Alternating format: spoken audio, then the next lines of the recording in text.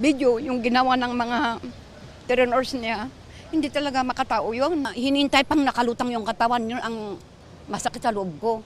Andun sila, ba't nila hindi isinagip?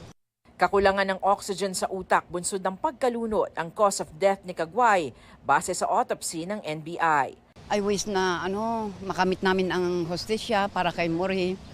Hindi lang para kay Mori, kung para din sa mga ibang trainees na sana hindi sila dumaan sa ganon na proseso. Na kailangan may casualty, dapat walang casualty.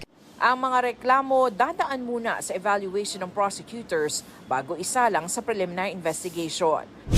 Ayon sa Philippine Coast Guard, haharapin ang kanilang mga tauhan ng reklamo. Tayo naman ay haharapin natin ito at of course meron tayong simpatya doon sa mga tauhan natin sapagkat wala namang may gusto nito. Ang obligasyon namin ay alalayan din yung mga tauhan namin at tulungan nang naayon sa batas at sa regulasyon.